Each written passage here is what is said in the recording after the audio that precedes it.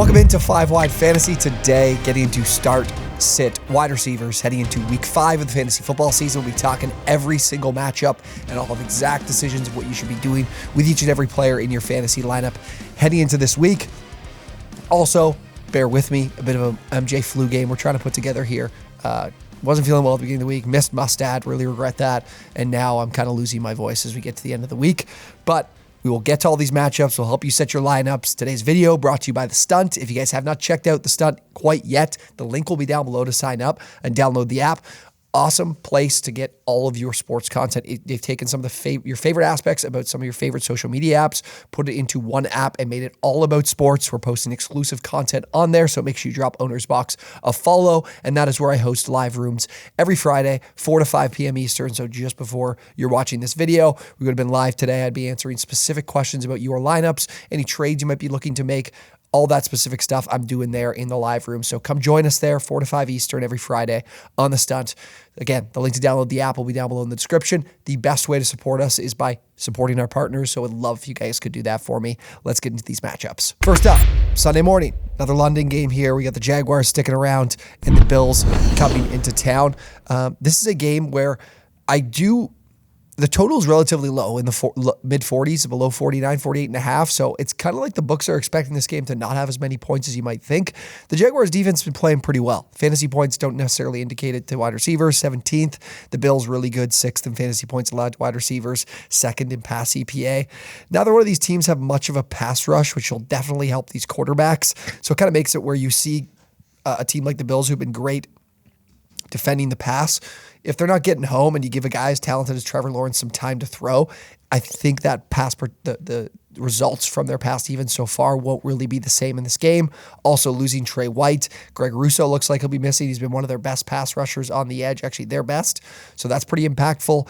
So I definitely think there's opportunities in a competitive game for all these receivers to eat. So starting with the Jaguars side of things, Calvin Ridley, definitely a player I want to start this week. I know it's been rough sledding so far. I'm still willing to go back to him here. I do think that things will get on track for him in a very competitive game here. Same goes for Christian Kirk, who's really dominated in Zay Jones' absence. I think Jones will probably be back here from his knee injury, but I wouldn't start him quite yet. I will wait to see what things look like now that Kirk has looked a lot better in the offense.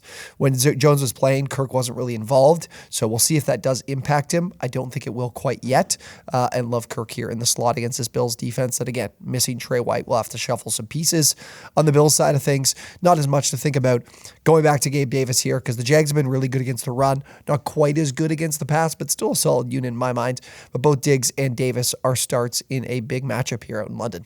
Next up is Giants Dolphins. Probably not a game. It'll be on red zone. We might see a lot of scores for the Dolphins. Who knows? We might see a lot of scores for both of these teams, but probably not one I'm looking to watch too much of this week. The Giants struggled all across the board in pretty much every category. I do think this is a game that the Dolphins will probably handle pretty easily. They're 12.5 point favorites in this game, so you could see them run the ball quite a bit. On the opposite side of things, the Dolphins, as much as I thought their pass defense would improve quite a bit this year, hasn't completely materialized. Pass rush hasn't been quite as good as it was last year. 23rd in fantasy points allowed to wide receivers, so it isn't that good of a unit. And a lot of teams, if they're trailing like they have been against the Dolphins, do need to throw the football. But I mean, the Bills found a ton of success against the Dolphins early on in that one too. So these are two defenses that you shouldn't be too worried about. So with that in mind, I do want to start with the Giants. It is a matchup to not be too scared of. It's not one that can really trust the Giants. Their offense just looks lethargic. They cannot push the ball downfield whatsoever with the offensive line. Tons of checkdowns, ton of intermediate areas of the field to look and throw the ball to. So I'm not trusting them to get the ball outside to a guy like Darius Slayton. Jalen Hyatt's routes increased vastly last week. He might get be more of a regular here as a starter potentially this week. And then Wan'Dale Robinson. I love Wan'Dale Robinson. I do think he'll get plenty of volume in this game. If you're in a half PPR, I probably wouldn't play him, but in a full PPR league, I definitely think you'll see plenty of volume. He was a guy that looked really solid last year before his ACL injury. Now he's back. He went from running like 9 to 11. I think it was like 11 routes the week prior. And then this week he ran a bunch of routes, took Paris Campbell off the field for the majority of the game. So I like Robinson. I think he's a guy who will be a reliable target for Jones because he, in the slot, is in those intermediate short areas of the field. And he can actually pick up yards after the catch, which Paris Campbell could not do. The Dolphins side, not going to talk about much. Waddle and Hill are instant starts for you each and every week. I don't see a scenario with sitting these guys. This Giants defense across the board is one that can be had, so definitely like those two. Saints at the Patriots. I'm really struggling with what to do with the Saints here. I know the Patriots are pretty undermanned, losing Matt Judon, Christian Gonzalez. They made a trade for J.C. Jackson, hoping to find some improvements there in their secondary. Definitely speaks to probably a concern for Bill Belichick. But I don't think these offenses, either one of them, are very good. I mean, Derek Carr, dealing with that shoulder, the AC joint sprain. Didn't look good last week whatsoever. But we have defenses that, the Saints, 77 coverage grade, which is top 10 in the NFL. They have been giving up some fantasy points to receivers, 20th. We saw the Chris Godwin have a good week. Top 10, though, in EPA against the pass, a good unit. There, the Patriots pretty much middle of the road across the board here, which is surprising to see. But a well-coached team at home can be tough to put points up on the board when you're a pretty middling offense in the Saints. So this will probably be one of those more foot down type of decisions from me, one that isn't as or is more surprising. I don't think that Derek Carr should be playing right now. I know Chris Olave had a really down week last week. It's because Derek Carr was 0 for 5 on his deep ball passes to him, and it's because he's banged up. Like, getting the ball downfield for him is difficult with how injured he is. So I don't have a lot of faith in these Saints receivers. I'm sitting all of them this week. I just do not trust the Saints offense. They go on the road here to New England. I think that's very tough. Same goes with the Patriots. After Mac Jones' performance last week, I would expect to see a heavy dose of the run here from New England. So none of these receivers are ones I want to trust either. So I'm sitting everybody in this game because I think this game will be very low scoring, and I think we'll see a lot of the ground game from both teams too. A big AFC North matchup, the Ravens at the Steelers, a big rivalry here. And we've got a Steelers team that is looking to be starting Kenny Pickett, it looks like, even though I don't think he's going to be near 100% or anywhere near it. Steelers defense has struggled immensely against the pass and hasn't been good against the run either. 29th in fantasy points allowed to wide receivers, third last in the league. Outside receivers, you've seen Nico Collins, you've seen, who else? Devontae Adams, we've seen Amari Cooper, and there's one other I'm forgetting that had a big week. Oh, Brandon Ayuk all had big weeks as outside receivers against this Steelers defense. Patrick Peterson has not been good in coverage whatsoever. The Ravens, though, their defense has been great. Even though they've been dealing with a ton of injuries, they just continue to get the job done here defensively. 8th in fantasy points allowed to wide receivers, 4th in EPA against the pass, and that coverage grade, 89.9, is the best in the NFL. So even though I don't love the roster, I think the pass rush isn't good enough. They're still getting it done, and I'm going to be respecting them heading into this week because I'm going to be sitting all of my Steelers wide receivers, George Pickens, Allen Robinson, Calvin Austin. This is a really poorly coached offense by Matt Canada. We've got a banged-up quarterback who isn't that great in and of himself, so I don't want to be trusting any of these receivers in a game that will be very tough to put points on the board in. Similar thought process with the Ravens here. It looks like Rashad Bateman will play. Maybe Odell Beckham Jr. will play as well. He's been limited in practice. I don't want to trust either of these guys, though, being a little bit banged up coming into this game, but I will play Zay Flowers because, like I said, if he's getting his routes outside, he could still be productive because, again, the Steelers' pass defense is a problem, so I'm going to trust Zay Flowers heading into this matchup as that only guy. Panthers at the Lions. I'm really starting to respect this Lions defense quite a bit. I actually like both these pass defenses, but the Lions are, I think, a little bit worse against the pass than they have been so far against the run. Middle of the road in fantasy points allowed to wide receivers. They do like to play a lot of zone coverage as well, which I'll kind of key in on here in a moment. And then we have a Panthers defense that's been very good against the pass, really bad against the run.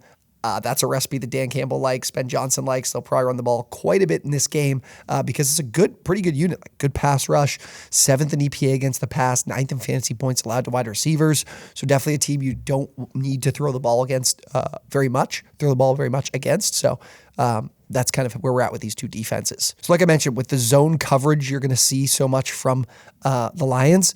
I like Adam Thielen for sure. Continue to roll with him with that target volume being as high as it is. I was thinking about making Jonathan Mingo a start this week. I think in some deeper leagues, he's not a bad play. the majority of his production this year has come against zone coverage, and Terrace Marshall stepped into his spot last week against another team that played a ton of zone coverage in the Vikings, and he saw 9 targets, 9 receptions in that game. Not a lot of yards, but I think Mingo could be a sneaky start this week, but it's one that is probably more for a deeper league because I just don't see a lot of very much of a ceiling in this game because the Panthers offense isn't scoring nearly enough points to make me feel good about that. The Lions side, I mentioned the passing volume I could see being relatively low here for the Lions.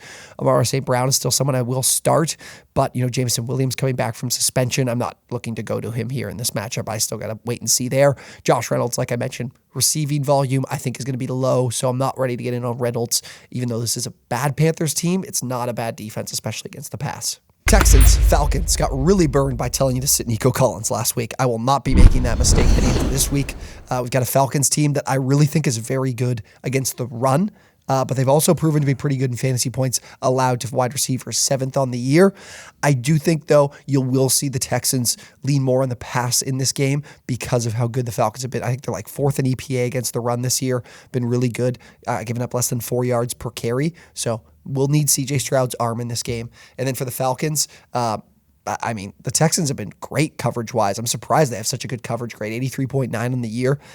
So I do think that with Desmond Ritter's struggles last week, they will definitely lean on their ground attack because the Texans continue to be one of the league's worst against the run. And we've got Bijan Robinson, Tyler Algier.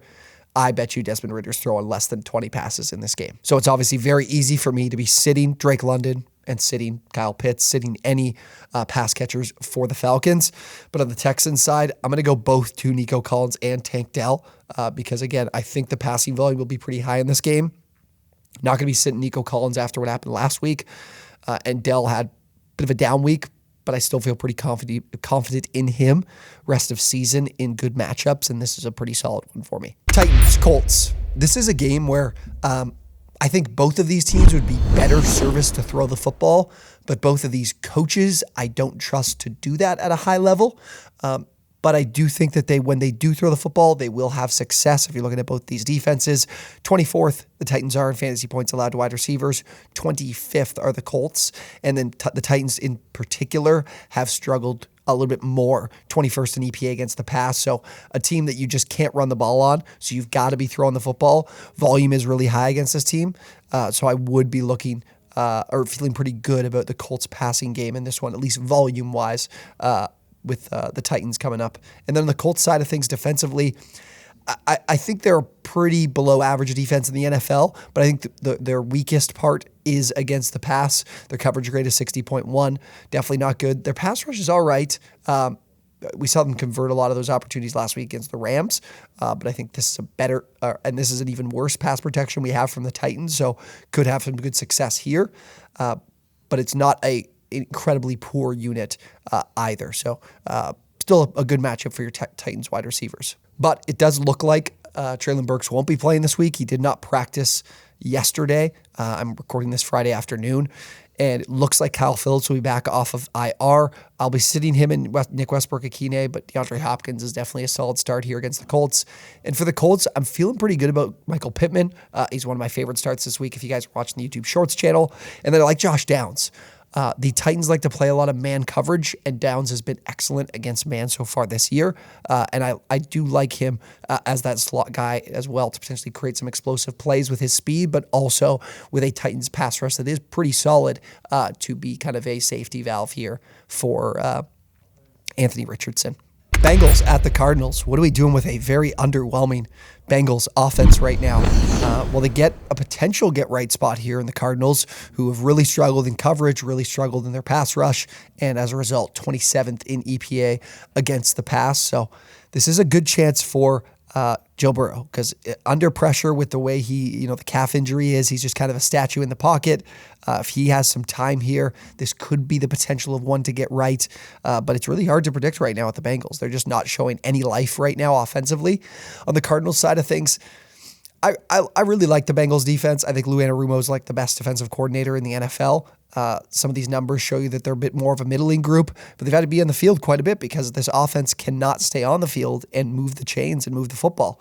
So I think this is a matchup for the Cardinals where there's a potential of trailing, of course, but the Bengals haven't been overwhelmingly good this year on defense, so definitely not a matchup to completely avoid.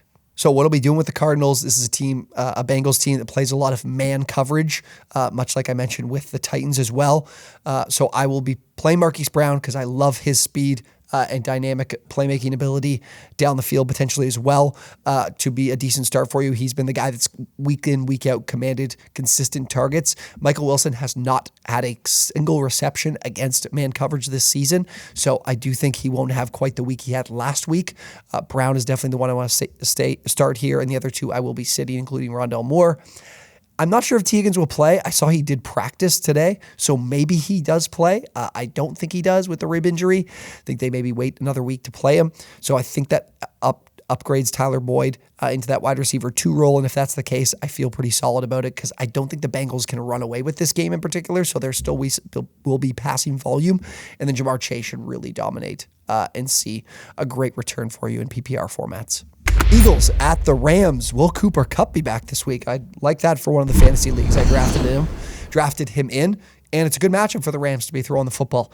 They will definitely struggle to run it. Kyron Williams is banged up. He hasn't run it very efficiently this year either, and the Eagles are like the second best, I would say. I'd say Titans 1, Eagles 2, Niners maybe 3 in run defense this year. So it will not be easy sledding for the Rams rushing wise. So the passing volume will be high. It's indicated with the Eagles, they're 30th in fantasy points allowed to wide receivers this year. It's kind of shocking, with getting James Bradbury and Darius Slay back. Definitely want to be throwing the football against this team if you want to be able to score. On the other side with the Rams, they've actually shown to be very good in terms of fantasy points allowed to wide receivers, 5th. Good. Their pass rush has been pretty solid this year, but PFF does not think they're the unit that some of these numbers have shown us in the fantasy department. Has a coverage grade of 44.2. That is the worst in the NFL. So it's definitely not a matchup at all that I think the Eagles should be afraid of. I think the Rams are a bit overrated defensively in terms of what they've produced this year to what they actually are. So it's the status quo in my mind for the Eagles wide receivers. A.J. Brown, Devontae Smith are guys I'm happy to be starting on the Rams side. Cooper Kupp, if he's playing, I'm definitely starting him. Just that proven rapport with Matthew Stafford. I don't think that that's going to be anything that goes away from the Puka Nacua arrival. But with how high the passing volume should be in this game, Nacua is still a guy I definitely want to start. Tutu Atwell will be that player I want to sit, as he might be the one that gets the short end of the stick and maybe comes off the field too much for a guy like Van Jefferson. So it'll be interesting to see how that route split kind of goes. So Atwell is someone you're going to have to wait to find out. I definitely wouldn't start him just because of that nervousness. I know it's a good matchup to potentially do it, but I wouldn't here if Kupp starts. If Kupp doesn't play, then Atwell's an absolute must start for me. Chiefs at the Vikings. The Chiefs have been a quality defense this year. Really flying under the radar. Top 10 in fantasy points allowed to wide receivers. 5th in EPA against the pass. Just a very quiet unit that's been doing its job at a pretty damn high level. You had a Vikings team who's really struggled defensively against the pass. 31st in fantasy points allowed to wide receivers. Their pass rush has not been good. Really reliant on the blitz. And 25th in EPA against the pass. So a team here that you can definitely take advantage of fantasy-wise with wide receivers. So I had to do a lot of thinking here and what I wanted to do with this Chiefs team in the fantasy department from the wide receivers is who to start. I think MVS in some deeper leagues could be a play because he's consistently on the field, and if the Vikings are blitzing but that pass rush is not getting home, MVS is going to be a downfield threat that could make some explosive plays. I have him as a sit, but I don't have a problem if you did start him. It could be worth the risk because this game could have a lot of points. Moore has been, the routes are just coming down and down every week, and Rashee Rice is on the come up, and this is a Vikings team that likes to play a lot of zone coverage, and Rice has been excellent. Every reception he's made has been against zone coverage, been very good, both of his touchdowns as well against zone coverage. So I think Rice is a guy that you can start this week because he has been performing really well with limited opportunity, and the opportunity has grown to an amount that I am comfortable putting him in my lineup in such a plus matchup. The Vikings side, I like Justin Jefferson. I like Jordan Addison in a game that the Vikings are, of course, going to need to keep up. The passing volume should be very high here, so I definitely like playing Addison this week after sitting him weeks prior. Closing out our 4 p.m. slate here, a bit of a stinker of a game. Jets at the Broncos. I was reading shortly before we recorded here of some injuries in the Jets secondary. DJ Reed, and I'm blanking on who the other corner was that's going to be out this week. So that could be helpful for the Broncos. That could change my mind on some of these decisions here. But first off, Broncos, of course, the defense looks nothing like the team it was last year. They are completely red here. Actually, this is the worst coverage grade. Holy crap. I thought the Rams were the worst coverage grade. 35.9, 26th in fantasy points allowed to wide receivers, dead last in EPA against the pass. This team doesn't have, I think the pass rush is a big problem because they don't generate enough pressure that quarterbacks have a pretty easy time moving the ball from the pocket. And it's just kind of Vance Joseph's coached group has just completely unraveled here early on in the season. The Jets, though, we know they're an excellent defense, second in fantasy points allowed to wide receivers, really good coverage grade here too. So it's definitely a tough matchup for the Broncos, and one that I think spells some trouble, but those injuries could change my mind. The Jets side of things, even in great matchups, it doesn't really change a whole hell of a lot for me. There'll be some bad matchups. I want to sit Garrett Wilson. This is a great one, so I definitely start him. Let's see if Zach Wilson can build on a solid performance last week. I think a lot of people just expect that to continue. I don't completely think I can trust Zach Wilson from like a sample size of one solid game. So Randall Cobb, Alan Lazard, still guys I want to be sitting. On the Broncos side, I do have everybody as a sit here. I do think this game could be pretty low scoring. I do trust this Jets defense quite a bit and what they're able to do with Sauce Gardner out there. So Courtland Sutton is someone that's really reliant, has been really solid in terms of end zone targets, so he needs to score touchdowns. Like last week, he scored and was able to save his week. Jerry Jeudy has emerged a little bit more as a more consistent target, but this is a tough matchup, so I do want to sit him, and of course, Marvin Mims as well. Cowboys at the 49ers. This is going to be an awesome Sunday night game. Finally, we get a great primetime game here. The Cowboys defense has been great across the board. This is going to be a real test for them because we saw with the loss of Trayvon Diggs, the defense fell off a little bit that following week against the Cardinals, got back to what they were doing best against the Patriots. Can they continue with a tough matchup here? It's such a talented, dynamic group here from the 49ers. But again, the number one defense in pass EPA. I think they have the second best pass rush grade behind those 49ers like we're seeing now. So a tough matchup for them offensively. The Niners here, their defense is also obviously incredibly good. 6th in EPA against the pass. Just kind of play a lot of cover two and force you to take a lot of underneath routes and pick up yards after the catch. It can be tough to do against a really good defense. Two teams, though, that pass block really well, so they'll hopefully neutralize some of the success these teams have had, especially in their pass rush, which could definitely help them move the ball a little bit better. But I did see Deebo Samuel banged up, so what I'm going to be doing here with the 49ers from a start-sit standpoint is definitely going to be more Brandon Ayuk is someone I'm going to consistently rely upon, and Samuel in the tough matchup. I do think that Samuel's in a bit of a tougher spot here because they said he's not going to be playing at 100%, and it's already so much competition for targets between him, Ayuk, and Kittle. I sat him last week. It paid off for us. I think I'm going to be sitting him again this week against a really quality defense where we could see, because of him not being his full self, you could see them using some of their other really extremely talented options. On the Cowboys side, Brandon Cooks is out there running a lot of routes, but he has not found the success and route win rate that Michael Gallup has. And I think I'm ready to go to Gallup here in a game that the 49ers defense can take away a lot of the run game. They got such a good unit there. And then you can also look to the Cowboys here, having some pretty significant passing volume.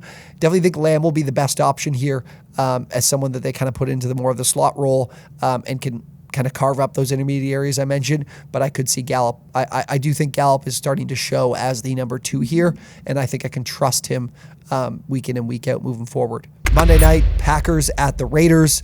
Still a little bit up in the air here on what to expect with the Raiders from a personnel perspective of if Jimmy Garoppolo is available. Devontae Adams was missing practice as well. So those are some updates that'll, I'm sure, come out maybe by the time you watch this video, but for sure over the weekend.